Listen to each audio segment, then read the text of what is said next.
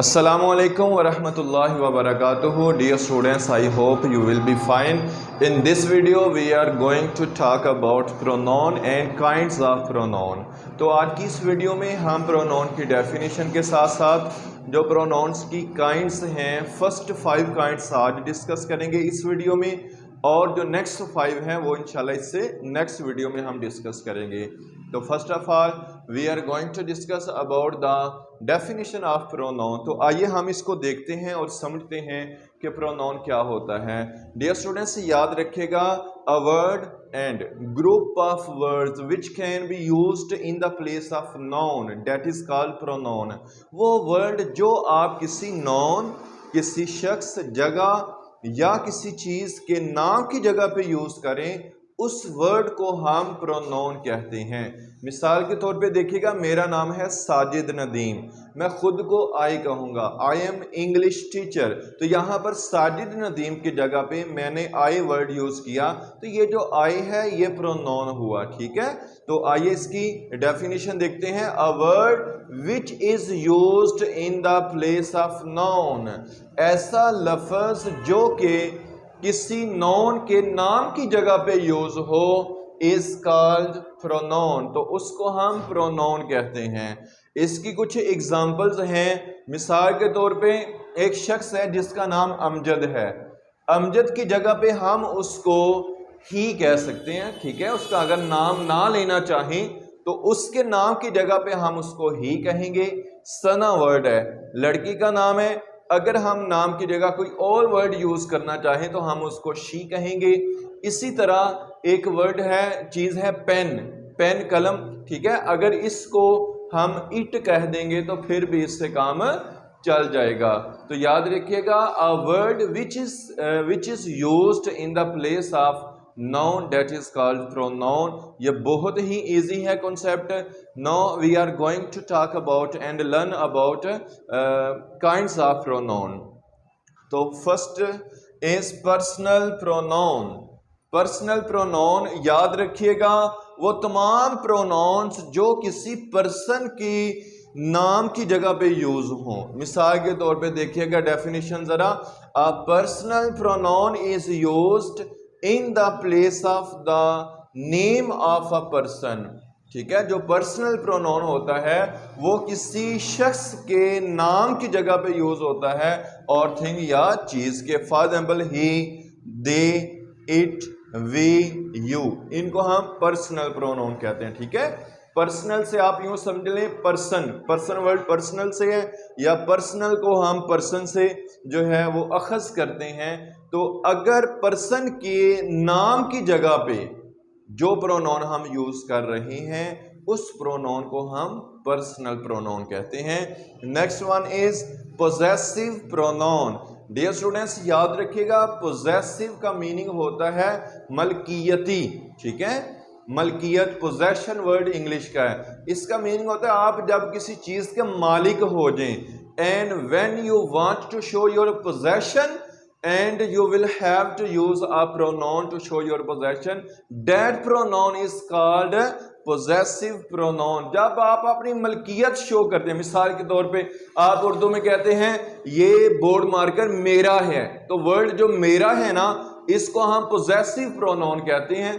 ठीक है, इसी तरह इंग्लिश में हम इसको कहेंगे this is my board marker, this is my mobile, that car is mine. तो इस तरह जब आप मलकियत शो करते हैं, और मलकियत शो करने के लिए जो वर्ड्स यूज करते हैं उनको हम पोजेसिव प्रोनाउन कहते हैं। इसकी डेफिनेशन देखिएगा, a pronoun that is used to show possession, एक ऐसा प्रोनाउन जो कि मलकियत को शो करता है ओवर समथिंग, किसी चीज के ऊपर, इज कॉल्ड पोजेसिव प्रोनाउन। तो उसको हम पोजेसिव प्रोनाउन कहते हैं। यहां पर दो एग्जाम्पल हैं, दिस कार इज माइन। तो देखें, कार का मालिक होना, फॉर एग्जाम्पल मैं हूं तो मेरी कार है, तो यहां पर मलकियत को मैंने माइन वर्ड से शो किया है, यानी ये वर्ड बताएगा कि ये कार मेरी है, मैं इस कार का मालिक हूं। इसी तरह देखिएगा, he loves his school, वो अपने स्कूल से मोहब्बत करता है। तो यहाँ पर जो पोजेशन शो की जा रही है वो हिज के जरिए की जा रही है। ओके जी, तो ऐसे वर्ड्स, ऐसे प्रोनाउंस जो कि मलकियत को शो करें, जो कि पोजेशन को शो करें, जो ये बताएं कि ये चीज किसकी है, ठीक है, वो जो वर्ड्स हैं प्रोनाउन, उनको हम पोजेसिव प्रोनाउन कहते हैं। Next one is demonstrative pronoun. Demonstrative का मीनिंग होता है जी शो करना, इंडिकेट करना, निशानदही करना। तो वो वर्ड्स जो कि इंडिकेट करते हैं, इशारा करने के लिए यूज होते हैं, निशानदही करने के लिए यूज होते हैं, उन प्रोनाउंस को हम क्या कहते हैं? Demonstrative pronoun. डेफिनेशन देखिएगा, a demonstrative pronoun is use to point out a noun. ये ऐसा प्रोनाउन है जो कि किसी नाउन को पॉइंट आउट करता है, निशानदही करता है। ओके जी, फिर देखिएगा, कहता है वो प्रोनाउंस जो कि is use to point out, जो निशानदही के लिए इस्तेमाल हो, अ नाउन, किसी नाउन की निशानदही के लिए। यहां पर मैंने दो एग्जांपल्स लिखी हैं। अमजद ब्रॉट दिस, अमजद इसको लाया। तो यहां जो दिस वर्ड है ना, इसने किसी चीज की तरफ इशारा किया है। इसी तरह देखिएगा, डेट कार इज माइन, वो कार मेरी है। तो यहां पर कार की तरफ जो इशारा किया गया है जिस प्रोनाउन की मदद से, वो है डेट, दिस, डेट, और इसी तरह दीस, दोज। ये वाले जो वर्ड्स है ना, ये इंडिकेट करने के लिए और डिमॉन्स्ट्रेट करने के लिए हम यूज करते हैं, तो इनको हम डिमॉन्स्ट्रेटिव प्रोनाउन कहते हैं। Next one is relative pronoun. आइए इसकी डेफिनेशन देखते हैं। A relative pronoun is used to connect a subordinate clause to the main clause. कहता है जो सबऑर्डिनेट क्लॉज होती है ना, उसको रिलेटिव प्रोनाउन जोड़ता है मेन क्लॉज से। ठीक है, आप ये कह लें कि एक है डिपेंडेंट क्लॉज और एक है इंडिपेंडेंट क्लॉज। इंडिपेंडेंट को डिपेंडेंट के साथ जो मिला रहा है ना वर्ड, उसको हम रिलेटिव प्रोनाउन कहते हैं। ठीक है, और इसको हम एज अ कंजंक्शन भी यूज करते हैं। देखिएगा, कहता है relative pronoun is used to connect a subordinate clause to the main clause and serve as conjunction also, और ये कंजंक्शन के तौर पे भी यूज होते हैं। मिसाल के तौर पे यहां पर देखिएगा, दिस इज द बुक, ये है किताब, विच आई बॉट यस्टरडे, जो मैंने कल खरीदी थी। तो याद रखिएगा, ये जो है ना मेन क्लॉज है हमारी, और ये सबऑर्डिनेट क्लॉज है। ओके, और ये जो विच है ये इशारा कर रहा है मेन क्लॉज की तरफ।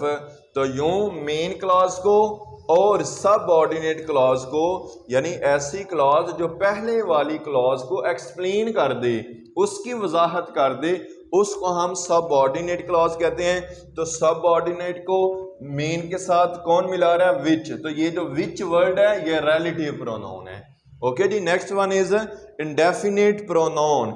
इंडेफिनिट प्रोनाउन की डेफिनेशन देखिएगा, बाज दफा हम जब हमारे गेट पे कोई दस्तक दे तो हमें नहीं पता होता कि बाहर कौन दस्तक दे रहा है, लेकिन हम कहते हैं कि कौन दस्तक दे रहा है, who is knocking at the door. तो याद रखिएगा, जिस शख्स के नाम के बारे में आपको कंफर्म ना हो और जिसका मतलब श्योर ना हो कि बाहर कौन है, ठीक है, या कॉल करने वाला कौन है, आवाज देने वाला कौन है, छत पर चलने वाला कौन है, या मेरे पीछे कौन खड़ा है, तो जब आपको इंश्योर ना हो कि कौन सा शख्स जो है वो एक्शन परफॉर्म कर रहा है, तो आप उसके नाम की जगह पे जो वर्ड यूज करते हैं उसको हम इंडेफिनेट प्रोनाउन कहते हैं। मिसाल के तौर पे दस्तक हुई दरवाजे पे, आप घर के अंदर हैं, दरवाजे पे दस्तक हुई, तो आप कहते हैं who is knocking at the door. तो ये जो आपने वर्ड हु यूज किया ना, ये इनडेफिनेट प्रोनाउन है। ठीक है, आपने उस शख्स के नाम के तौर पर इसको यूज किया जिसका आपको श्योर ही नहीं है, यकीन ही नहीं है, पता ही नहीं है कि वो है कौन।